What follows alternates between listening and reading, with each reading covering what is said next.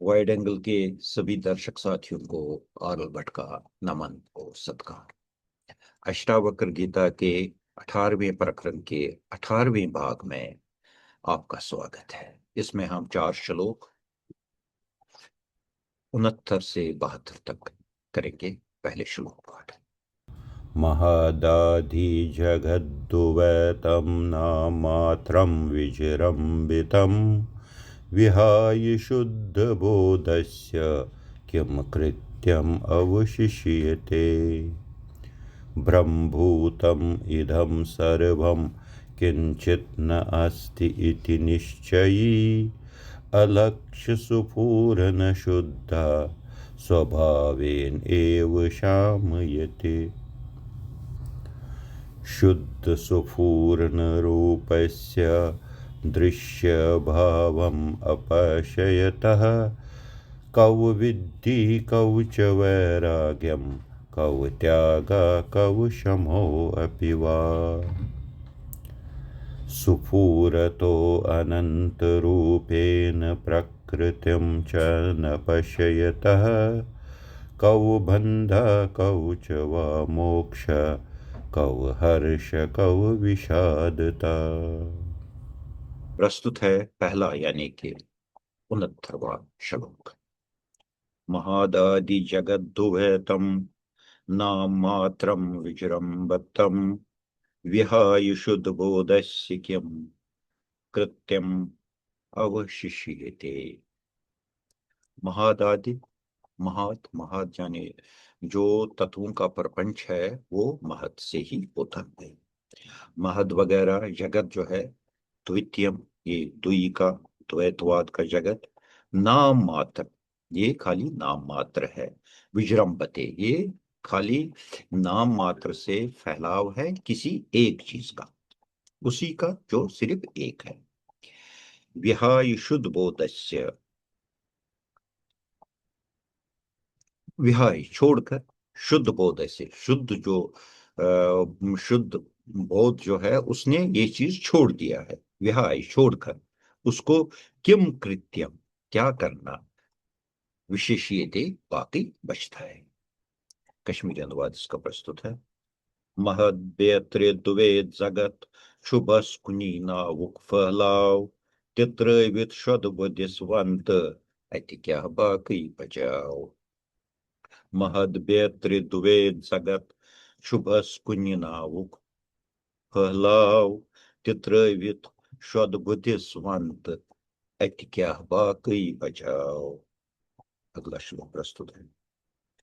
ब्रह्मभूतम इदं सर्वं किंचित् न अस्ति इति निश्चयी अलक्ष्य शुद्ध स्वभावेन एव शामयति।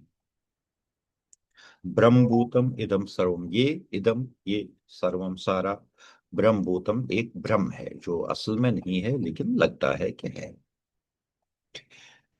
किंचित नास्ति, कुछ भी नहीं।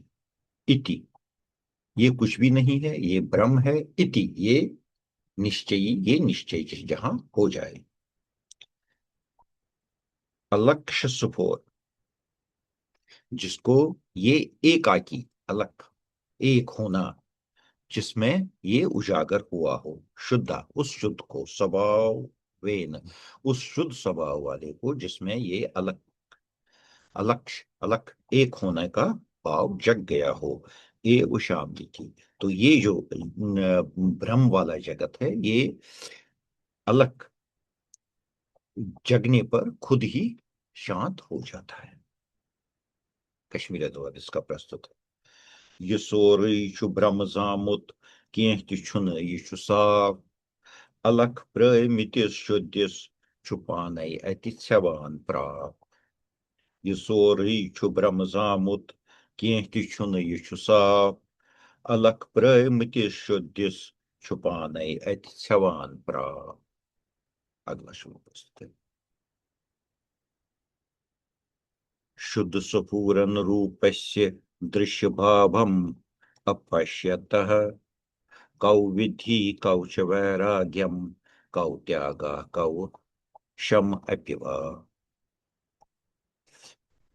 शुद्ध स्वपूरन, जो शुद्ध आत्मा है उसका स्फुरन।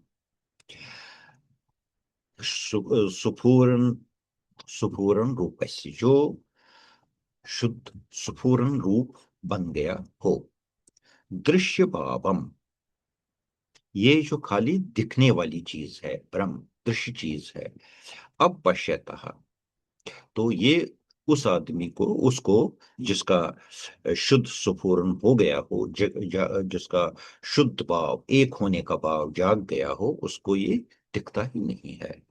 कौ विद्धि, तो विद्धि क्या, उसमें क्या है? कौच वैराग्यम, वैराग क्या है? कौ त्यागा, त्याग क्या है? कौ कौ क्षमा अपिवा, और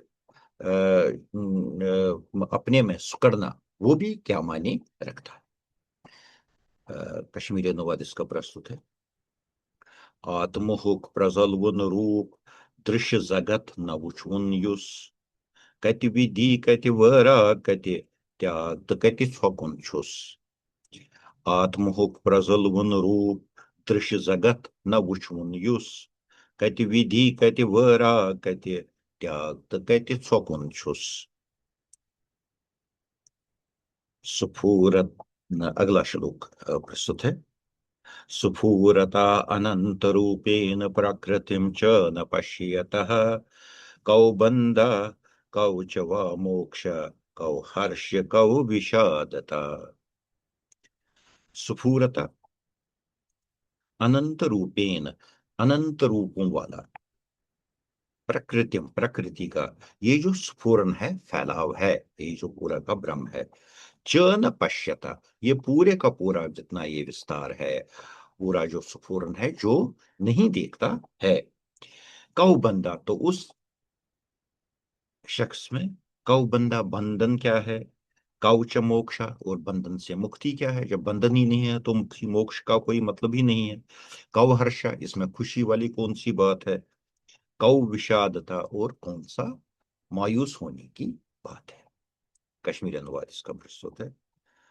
प्रकृति हिंद ग्रंथ रूप, तिन वुछान प्रजल वन युस, कति गंड तो कति मोक्ष तस, कति हर्षुन तो कति दुयुन छुस।